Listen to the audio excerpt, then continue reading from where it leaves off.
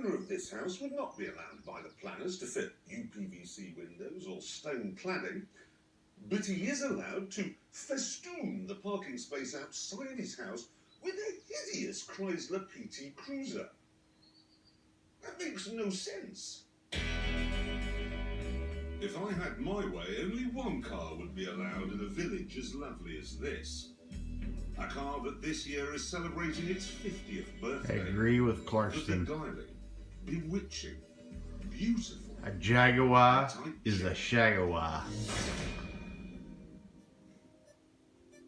Over the years, there have been many pretty cars. There sure has. I own one. But Enzo Ferrari described the E-Type as the prettiest of them all. And what makes that extraordinary is that it was shaped at night in a rudimentary early days wind tunnel that used so much electricity it could only be operated when the rest of the country was asleep. I think the Brits were doing some drugs at night. And everyone was still asleep when the car itself was tested, because the only place where they could actually run it up to its 149 mile-an-hour top speed was at 5 in the morning on the M1. That's pretty quick for an old car. It was on one of those high-speed runs they discovered the roof would flap about. So, to weigh it down, a string of lead shot was sewn into the canvas.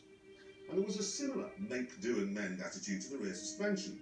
The chief engineer was given just a month to design an entirely new system. The boss, Sir William Lyons, bet him a fiver he couldn't do it. He did. And Jag used exactly the same setup for the next 25 years. Lyons, in fact, was completely underwhelmed by the finished product. He didn't like the look of the back end and didn't think it would sell. He was wrong. Because when the E-Type was unveiled at the Geneva Motor Show in March 1961, it was an instant hit. Such was demand for test drives that a second demonstrator was driven through the night from the factory in Coventry to Switzerland. And this is that very car.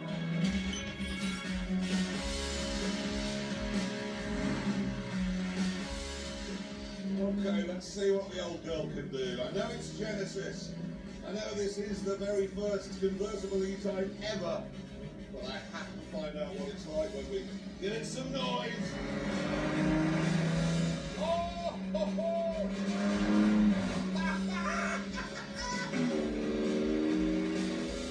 Can you imagine what it must have been like in 1961? You'd been to the bakery, you queued for a week for a loaf of bread, you were on your way home in black and white in your Humber, and you were overtaken by one of these. It must have just been staggering. What was that? It's the same age, this car and me, give or take. I mean, it has aged better. Still looks good. But it wasn't just the looks that astonished everyone back in 1961. Back then, the equivalent Ferrari or Maserati was £6,000, a little bit more, in fact. This was £2,000. Damn, Renee, this thing's older than your ass.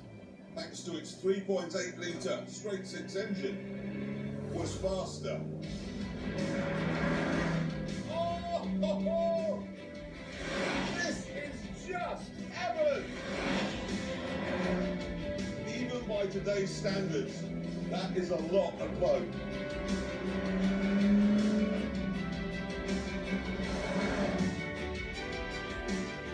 Small wonder the E-Type became a must-have accessory for the jet set.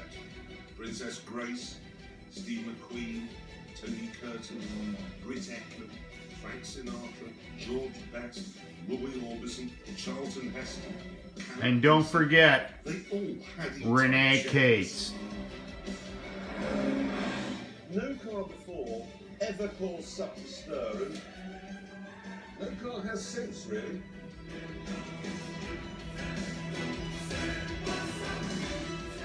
Until now.